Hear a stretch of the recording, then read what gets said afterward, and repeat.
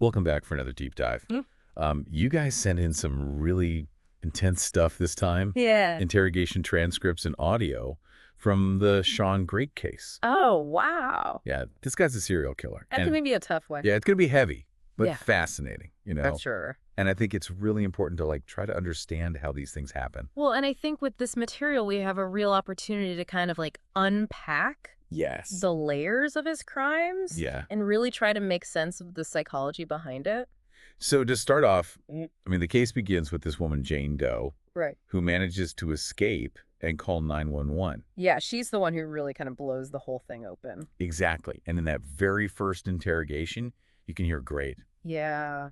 He's just desperately trying to downplay everything he did. It's almost like he's trying to convince himself as much as the detectives. Right. That it was all just a big misunderstanding. He claims that, they're talking about marriage, Oh, really? but the details, they paint this very different picture. Yeah.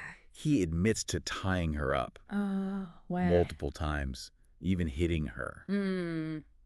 And then he tries to justify it as just cold feet about the marriage. Oh my gosh. That's it. Classic manipulation, minimizing the violence to make it seem less serious. And then he even tries to flip the script. Yeah. And blame it all on Jane Doe. Oh, really? Yeah, like she somehow provoked him. It's amazing how they can twist the narrative like that. Yeah, and the detective really pushes back on that. Got it. Constantly reminding him of her statements. And you can hear Grate getting flustered. Right. Because the inconsistencies in his stories start piling up. Yeah, that's when the cracks start to show. Yeah. And then he starts talking about this other woman, Elizabeth. Yeah. But he acts like he doesn't know anything about her disappearance. It's so creepy the way he talks about her. Like he knows how she feels. It's like he's speaking for her. I know, it's like he's already Yeah. claiming some kind of ownership over her. And that's when things start to shift. I think he's dancing around a confession. Right. Kind of playing with words to see how much the police know. Testing the waters. Exactly.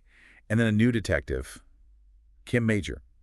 She takes over, and her approach changes everything. So it's a whole different dynamic. Completely different. Yeah. She comes in with this really calm, compassionate energy. She even offers him coffee. Wow. But it's clear that it's a tactic. Oh, yeah. She's establishing rapport, making him feel heard. Right. But she's not letting up.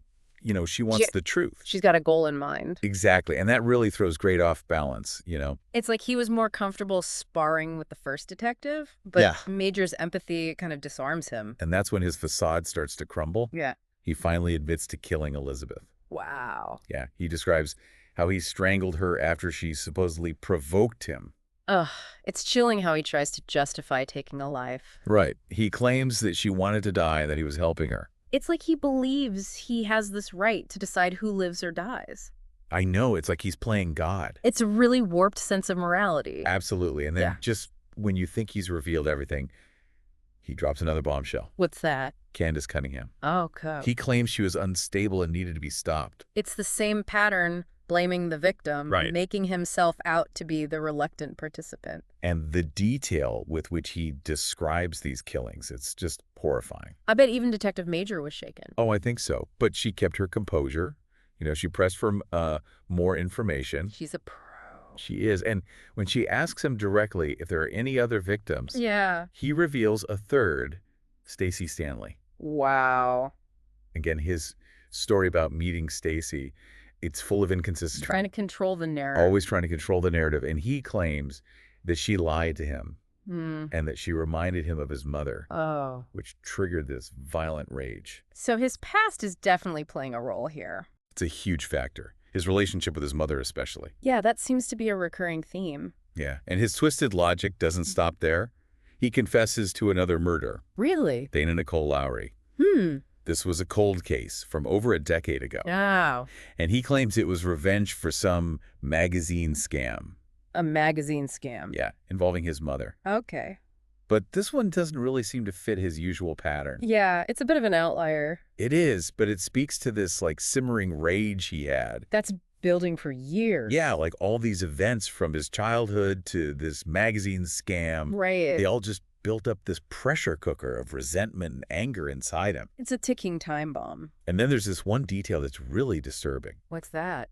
He admits to using this pole wrapped in condoms Oh, on God. Elizabeth's body after her death. It's just beyond comprehension. I know his explanation is just horrifying. What does he even say? He claims he was curious. Curious. Trying to pry her mouth open. Oh, my God. He's just sick. It really shows how distorted his perception of reality is. Yeah. And are there more victims? Yeah, he mentions another one, Rebecca Lacey, a prostitute who he claims robbed him. So he's just adding to the list. It's like with each confession, Yeah. he falls back on the same justifications, blaming the victims, Right. minimizing his role in their deaths. And always the vulnerable women. Exactly. They're mostly women struggling with addiction or homelessness. Women who might not be missed right away. Right. It's a calculated cruelty. It's terrifying. It really is. And we've covered a lot already, but I feel like we're just scratching the surface. Yeah, this is heavy stuff. It is. We need to take a break, and we'll Yeah. come back and dive into the psychological evaluations Yeah. and the trial and all that. Okay. All right.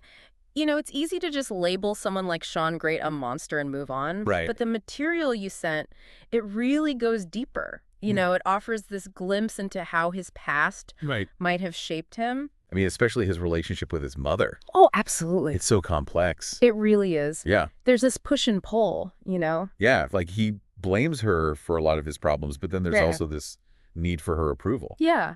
And you see that dynamic play out in Dr. Fabian's evaluation. Oh, yeah. You know, he diagnosed Grate with attachment disorder, Right. which stems from childhood neglect. Okay. And basically, it makes it really hard to form healthy attachments. Oh, so like intimacy and trust are just... Almost impossible. Yeah. So like his mother's own issues with relationships, Right. you think that could have impacted Grate's ability Larry. to connect with others? I mean, the cycle of abuse is a very real thing. Okay. Yeah. In Grate's history of violence against women, even before the murders, Right. I mean, it points to a deeply ingrained pattern. Like way back when he was 18, Yeah. he was arrested for choking his girlfriend. Mm-hmm. And then a few years later, he choked another girlfriend Oh. who was pregnant with his child. Oh, wow. And then there's this incident where he hid under his girlfriend's couch with a knife, Oh, no. waiting for her to come home. That's terrifying. Yes, like the violence is escalating. Absolutely. Yeah. And it makes you wonder, you know, were there missed opportunities Right. to intervene Yeah. to maybe stop this before it got to murder? I mean, beyond the physical violence, Yeah. there's also the manipulation and mental instability. Right? He would lie and cheat and steal. And he had this like weird sense of entitlement. It's like he felt justified. Totally. And his half-sister describes their childhood as Yeah. chaotic and neglectful. Mm. Their mom was young and often absent. So they were basically on their own. Yeah. So it's no wonder he developed this Right. distorted view of the world. Makes sense? Yeah. And that lack of stability, you know, Right. it could explain why he sought control. Yeah, in these destructive ways. Exactly. Like he never learned Yeah. healthy coping mechanisms. No. So those emotions just came out as violence. Violence and manipulation. And then there's this weird thing with serial killers. What do you mean? He's like fascinated by them, but he claims he wasn't inspired by them. Okay. He said what they did was messed up, Mm. but then he kind of identifies with the Zodiac killer.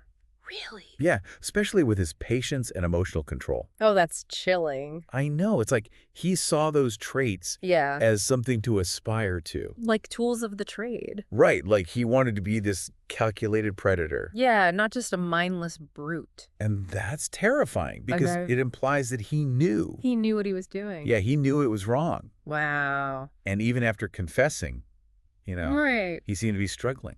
With himself. Yeah. He said he saw visions of his victims, heard their voices. Oh, wow. He wanted forgiveness Yeah, from their totally. families and from God. Wow. So there's some guilt there. I think so. It's like he was looking for redemption. Yeah, even while facing the consequences. Right. And his stuff about God and religion, it's so strange. I bet. Yeah, one minute he's quoting scripture, Right. and the next he's describing his crimes. It's a really conflicted internal landscape. No, it's like he's trying to compartmentalize it all. Make it all make sense somehow. Yeah. So in the end, Yeah. Grate was convicted on all 5 murder charges. Wow. And sentenced to death. It's a reminder of how devastating violence is. Yeah, and how complex the human psyche can be. It really makes you think About. about the nature of evil, the impact of a troubled past, Right.